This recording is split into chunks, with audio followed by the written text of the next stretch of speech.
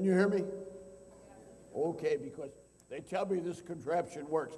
First of all, I want to thank Dr. Ketter and the college for the opportunity to be here. I want to set a couple of ground rules, and then I want to share some things with you.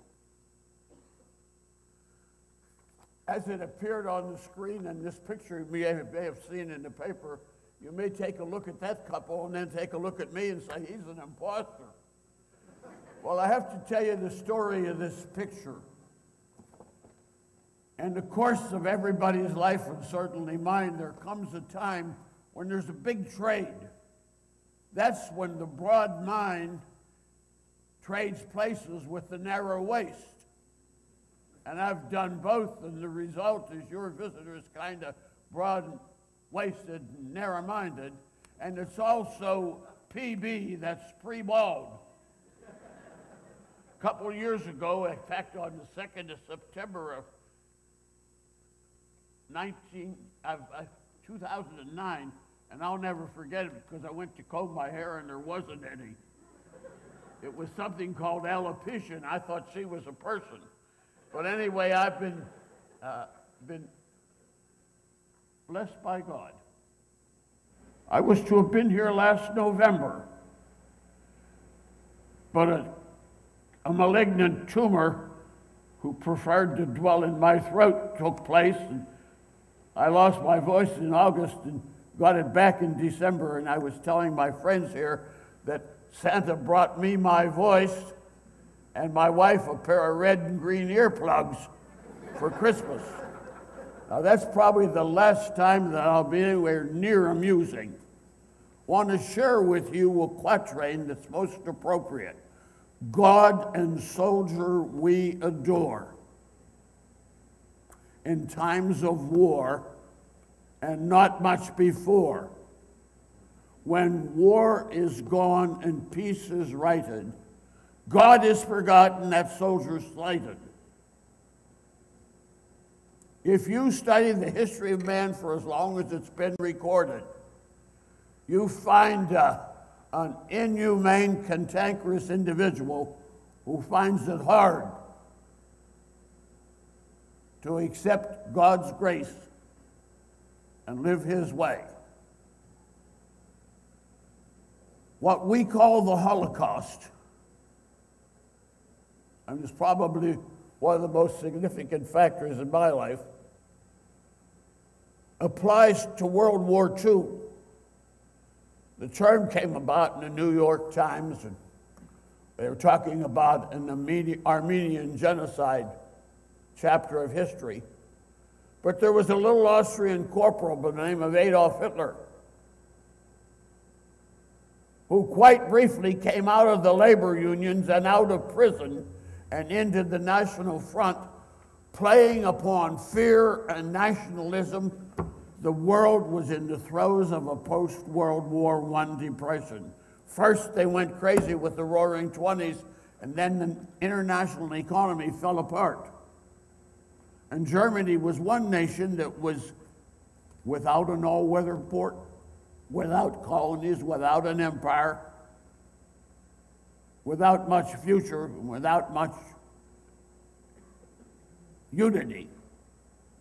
Hitler attacked all of those things, and from the cradle of much Christianity in Bavaria, where there's a shrine on every corner and a church nearby, he whipped up an enthusiasm for the Nazi Party.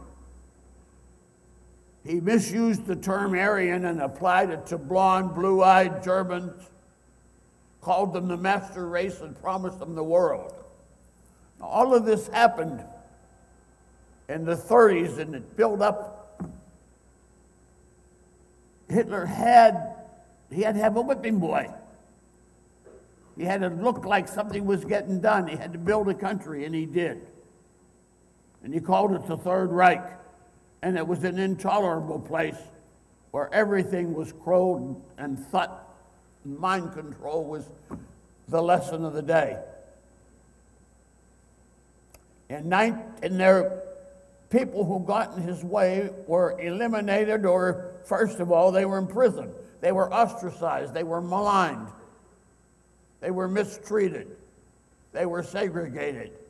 And finally, in 1938, at the height of the Nazi Third Reich, Hitler's policy was to eliminate those people that were in his way. World War II and the Holocaust, in its European application only, cost the world 40 million people. That's inconceivable. That's man, woman, child, civilian, servicemen, people who were killed, maimed, incarcerated, cremated, tortured to death, object of genetic experiments. And I want to tell you, you're looking at a gray-haired old man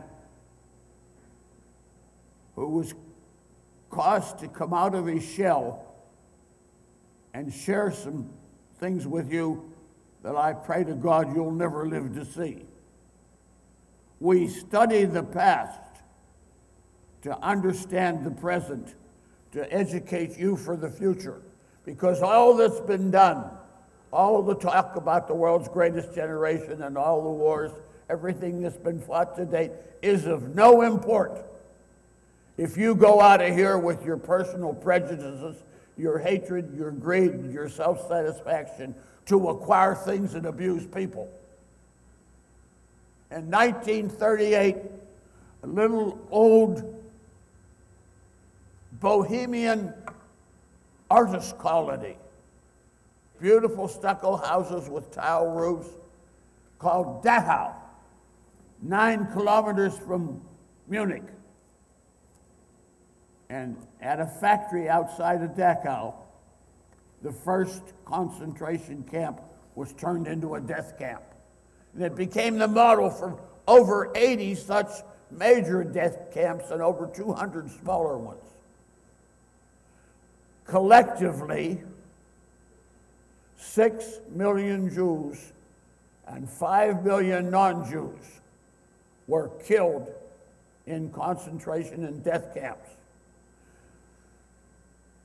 On the 29th day of April, 1945, this young man, aged 19 and about 140 pounds and 500 and some days of combat behind him, was part of the 45th Division, and we had worked our way across North Africa, across Sicily, into Italy, and up through via Naples and the Anzio beachhead, up to Rome, and then come back to southern France, had an invasion there on the French Riviera, and worked up through southern and south France and central France into Alsace.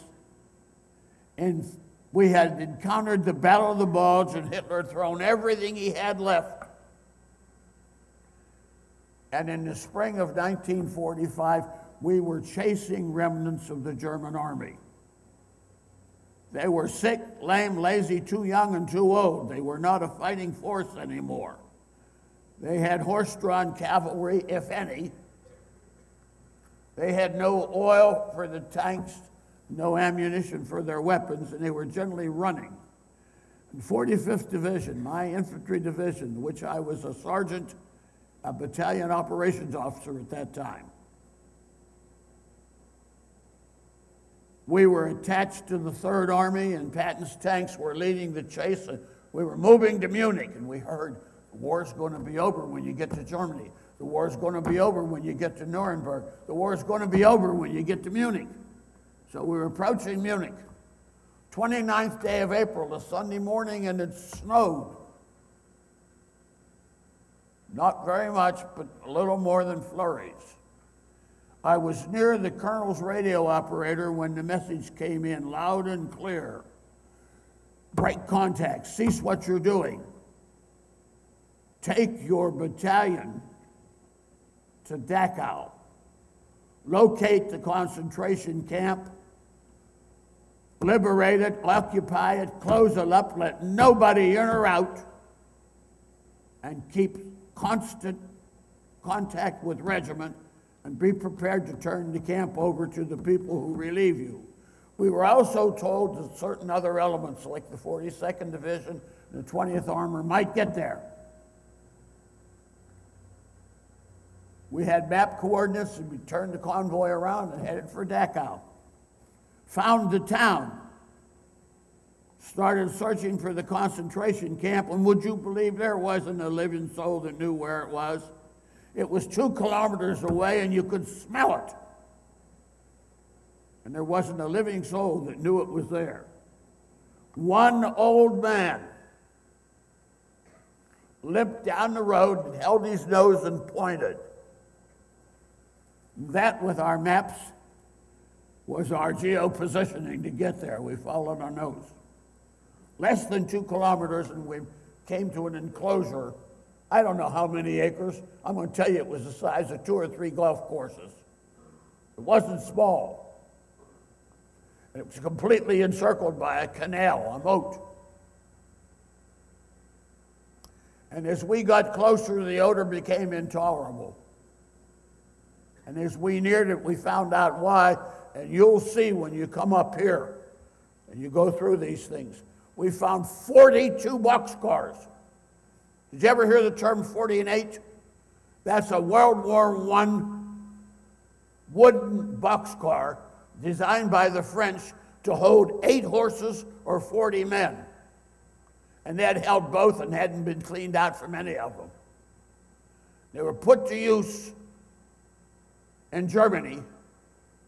They took the prisoners. Now, I'm talking Jews, Gentiles, I'm talking homosexuals, I'm talking gypsies, I'm talking Seventh-day Adventists, Mormons, and later Lutherans and Catholics, and anybody Hitler's Third Reich didn't agree with. It wasn't a society where you could open your mouth because your neighbor would have you shot. And these 42 boxcars had been filled with people who were in other camps and who were being sent to Dachau because Dachau had crematories and a gas chamber. The irony of it is, if they had lived, they'd have been ushered inside, showered in the gas chamber, burned in the ashes, if they were lucky. If they weren't lucky, they'd been locked up for a while and been parts of all kinds of genetic engineering and torturing and worked to death. The sign on the gate said, "Arbeiten macht frei," work makes you free. The irony of it, people there by the day prayed to work to death because they were ill-clad, ill-fed. They lived on black bread, which included sawdust, and potato soup, which was maybe a potato to 10 gallons of water, dragged it through like a tea bag. And you'll see pictures here you wouldn't believe people could be alive and be that small. I want you to come up. I want you to look at this stuff, look at it, handle it, appreciate it, but when you look at it, leave it. These pictures came from a 35-millimeter camera that I appropriated from the camp commandant's office. He was an SS colonel and he was gone so recently that his coffee cup was warm. But he was an amateur photographer and he had half dozen cameras stolen from Europe, from wherever he'd been. And I found one, didn't understand how to set it, how to use it, but found a cupboard full of chemicals and a cupboard full of film and took pictures galore. Ruined more than I took, and then tried to develop and finally got the Signal Corps to do it. The Signal Corps did, but you'll see them scattered through here. You'll see the skinniest people you've ever seen. You'll notice through here, well, I'll tell you what we did. We got through, couldn't get over the gate. We attacked from 3 directions. Think of it in terms of a clock. We attacked from 11 o'clock, 1 o'clock, and 6 o'clock simultaneously. Well, at 6 o'clock was the main gate and it wouldn't open. It was chained shut with logs inside. So we climbed over the gate. There were 4 of us. My boss, Lieutenant Colonel Sparks, who stayed in the service, became a brigadier general, and who died a year and a half ago. My boss, 2 other people and myself. We got up on that gate. My boss stood up there like John Wayne and said, nobody's shooting at us. So we jumped over, we got down, we got the bars off the gate and opened it up. The bridge would support a Jeep, but nothing heavier. The tanks couldn't get in, but the tanks came up and rolled up outside to provide artillery if we needed it, and we didn't. The SS, the super troops that ran the place, had gone. A few had. One fat captain, der Hauptmann, der adjutant, was still there, and he was in charge. And we started to spread out from the gatehouse. And the gatehouse was an IBM card facility that held a locator card on every prisoner in the German political prisoner system. Key punch cards that were being operated even that day. And Hitler had ordered that they be destroyed. They were living proof of what they'd done. But we got the system and we got the cards. And a little bit down the road, there were piles of clothes, and you'll see it on this panel right here. Piles of clothes higher than this building. They were the clothes shed by people who were taken to the gas chamber. They were to get a shower, but it wasn't delousing. It was in on gas, and they were wheeled out of there by other prisoners, carted over to the crematory. There was a building with 4 of them, and you'll see the bodies there, stacked like cordwood. Tags on the toes, tattoos on the arms. Then there was a building with like an ice house. People were suspended there in the water and timed to see how long before hypothermia set in and when they'd die. So they knew what to tell the German pilots when they were shot down over the North Sea. People there were genetically engineered. Hitler wanted a master race served by people who had 3 or 4 arms or whatever it took. And he believed in the complete elimination of imperfect people. People who were crippled. Boy, with my glaucomic eyes and my hearing, I'd have been burned immediately. He wanted a super race. The rest of the world, Deutschland über alles. Today Germany, tomorrow the world. That was his thinking. In the center of this camp, an enclosure, and you'll see it in pictures, 32,000. Listen to that, 32,000 prisoners crowded onto an island, mowed around the island, drawbridge, cyclone fence, concertina, barbed wire, broken glass, and sentry dogs, and guard towers with machine guns. Needless to say, people didn't get out of there alive. People were in barracks built to hold 150, and there were as many as 1,500 in the barracks. 5 cots high, and the wooden cot was 32 inches wide and 6 foot long, and there were 3 people per cot. Man, woman, or child. Some segregation. One barracks full of nothing but Polish priests. One barracks full of nothing but Dutch Reformed ministers. Other barracks were mixed sex, gender. There was no running water. There was no electricity. There was no heat. There were no facilities. There wasn't a latrine. People lived in their own excrement and hoped they were on the top bunk. Every disease known to man ran rampant in those camps. And when we finally got there, we couldn't go in because you had to be inoculated for everything before you could even shake hands. I remember going to the gate, and we set up a machine gun, keep the gate closed. And at first, no prisoners came. Then they started crawling out from under the crawl spaces. These barracks were up on blocks. They started coming out. They had been told when the Americans got there, they'd all be killed. What was just the opposite. We wore the American flag, and they knew who we were. And they started to come out, and they didn't get shot, and then they came out in droves. I remember a little girl, 6 years old. And I said, "Was ist dein Name? What's your name?" And she pointed to the tattooed number on her left arm. She's 6 years old, and she didn't need to talk because they had already cremated her mother and father. She didn't know her name. She didn't know where she came from. And she didn't speak because nobody spoke to her. And she stood there at that fence crying. And I gave her, I guess you'd call it a chicle. It was like a piece of chewing gum. She'd never seen anything like it in her life, but she put it in her mouth and swallowed it. She didn't chew it. She didn't know what to do. But I remember her.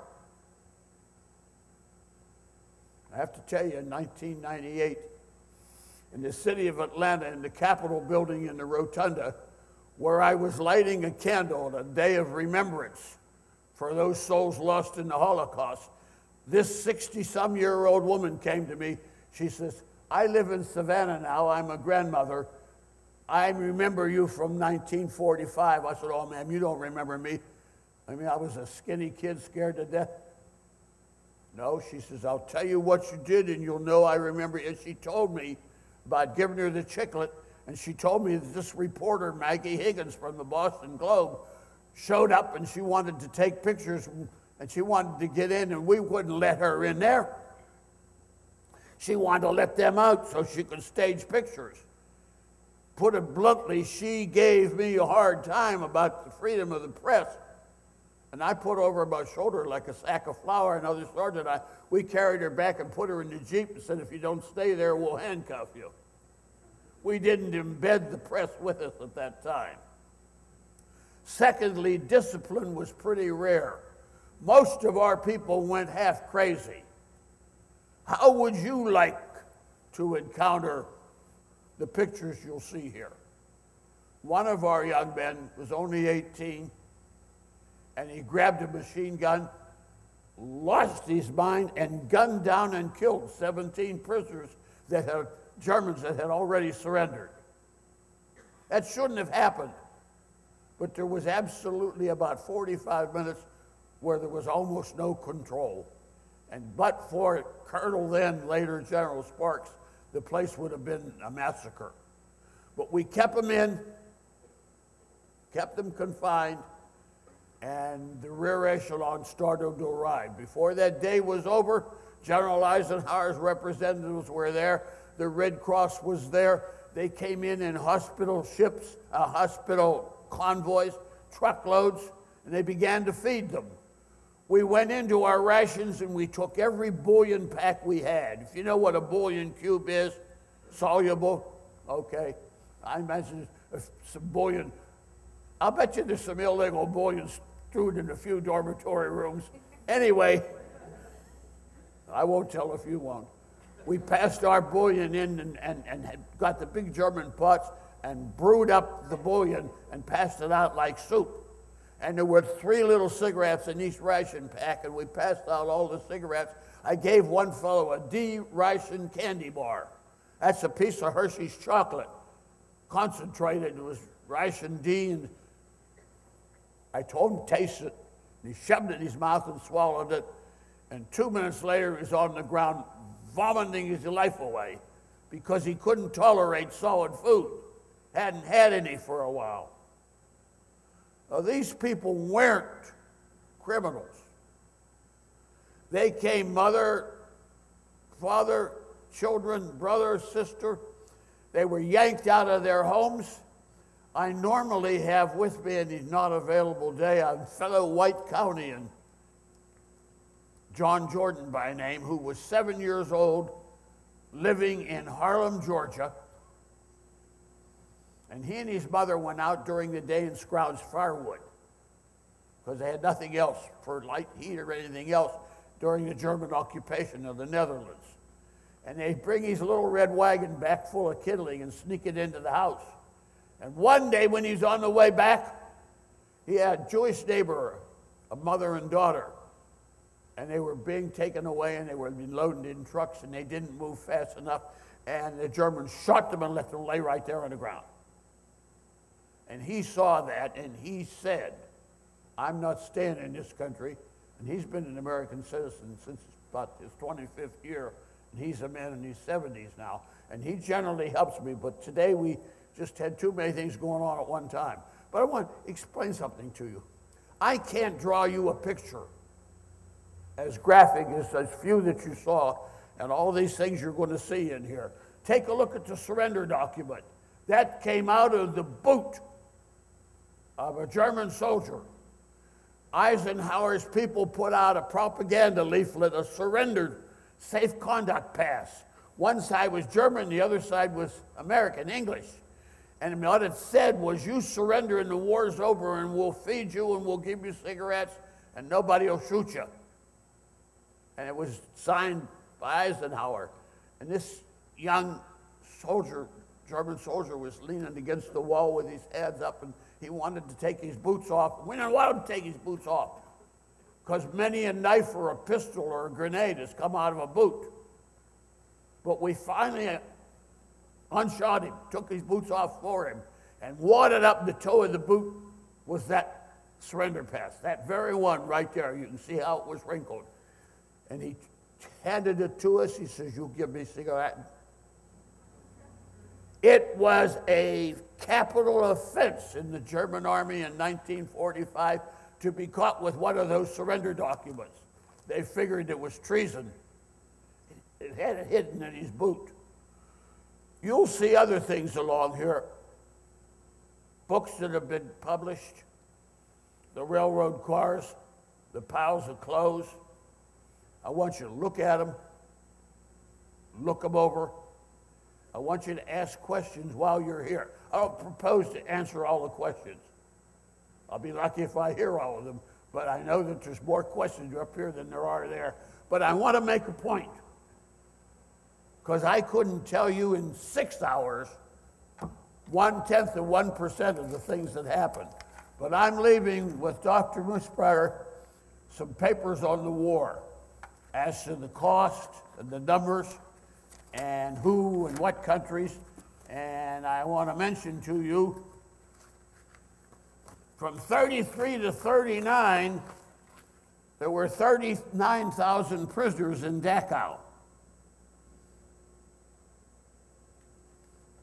They added another 21,000, and in March 40 to April of 45, the number crawled to 161,000.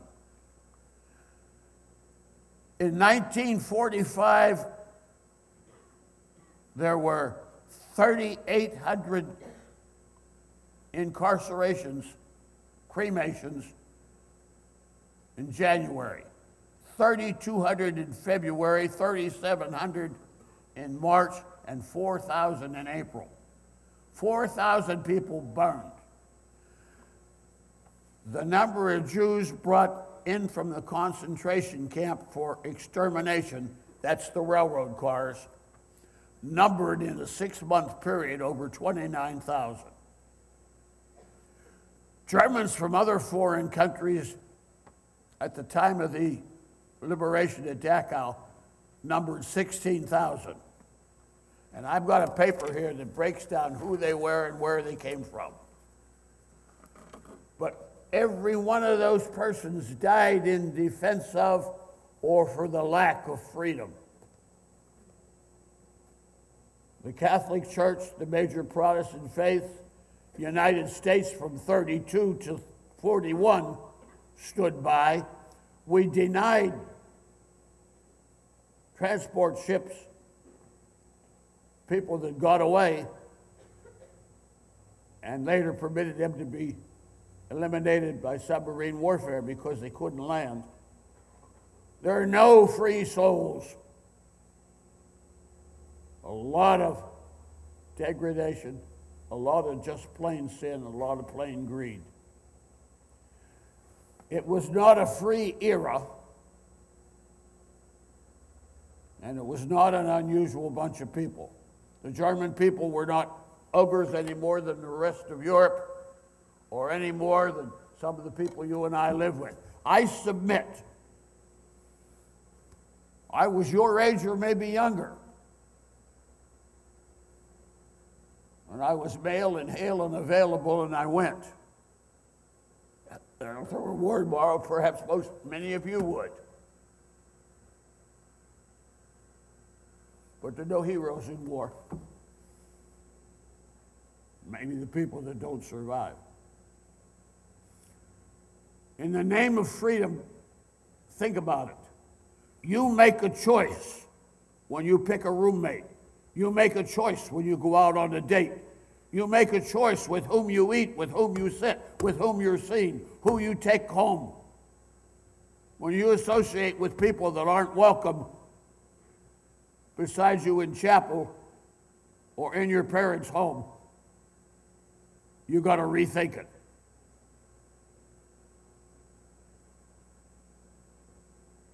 The Jewish people offered little or no resistance. And the Germans wanted to feed their people, wanted to have the jobs, wanted what they didn't have. For some of us, freedom is a loud, proud clanging of bells.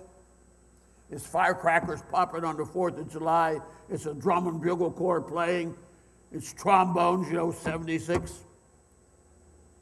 For some people, freedom is just a quiet word. As quiet as a small group of people singing, slaves singing Negro spirituals, Christians singing Christian carols. Freedom is a key to the family home. It's a page in the family Bible. It's a book which you can read or ignore. And if you learn to read and don't read, you may as well be illiterate. It's a letter you write. This is one country where you can write the president, the editor, or the governor. It's a church service which you may attend or not, as you see fit. And no guard sits at the door to tell us we can be here and to censor what we say. It's a loud word or a quiet word, but it's never a cheap word. Freedom has its price. That price begins with eternal vigilance. You must look inward and say, do I want to be part of this? Do I want to love things or people? Am I concerned with my neighbor or my pocketbook? Am I concerned with my character or my reputation? The choice is yours, and it isn't made after you get out of college. It starts when you took your first step and crawled away and helped somebody else stand up. Why am I here? I'm here because I believe if enough of you people, this generation right here, will sing and smile and pray and go to God for guidance and live in that faith, that we'll have real peace and real understanding. You think you can't do it? You can't do it. You can't do it. Let me tell you something. Back in history, Oliver Cromwell was elected the Lord Protector of the Commonwealth of England in 1645, and when the Lords met and voted, he was elected with a plurality of 1 vote. And by that vote, he went in office and took over the country. And the first thing Oliver Cromwell's people did was behead the former king. And that decision was approved by 1 vote. Charles I was beheaded. Aaron Burr was tried for treason, and by 1 vote, he lacked becoming president of the United States. 1 vote elected Marcus Morton, the governor of Massachusetts. 1 vote made Texas in 1845 a part of the United States of America. 1 vote. Andrew Johnson, who succeeded Lincoln, was impeached and stayed in office by a plurality of one senatorial vote. Just one person. One vote changed France from a monarchy to a republic. And one vote admitted California, Oregon, Washington, and Idaho. Rutherford B. Hayes lost the popular election, lost the electoral vote, and was elected president of the United States by a plurality of one in the House of Representatives.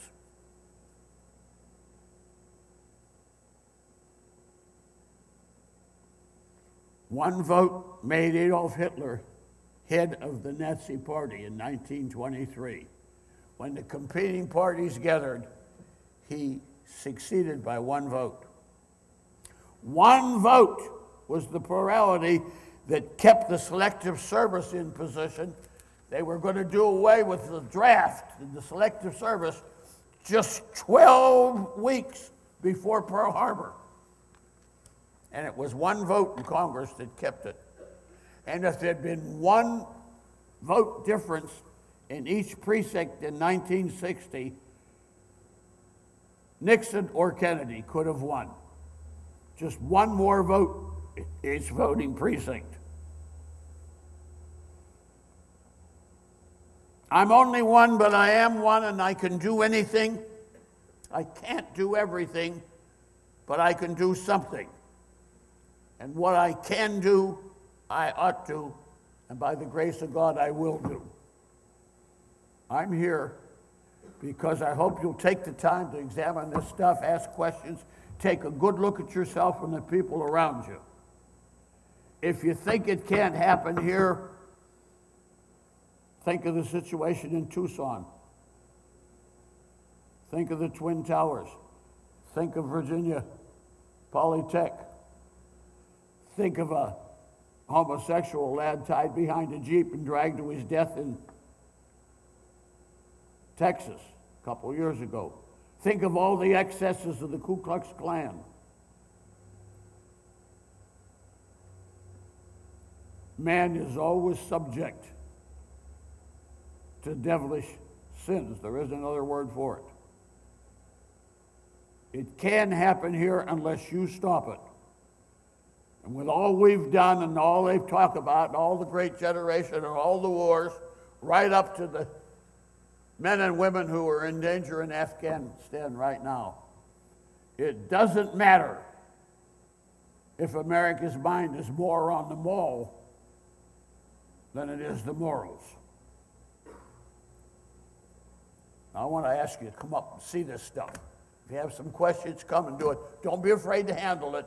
It's been manhandled. Just look at it and leave it. I'd like to keep it. Will you do that now? Come on up and see it. Dr. Canner, you want to lead them? Thank you, General. In just a moment, we are going to pray and dismiss service and allow you to see all these things.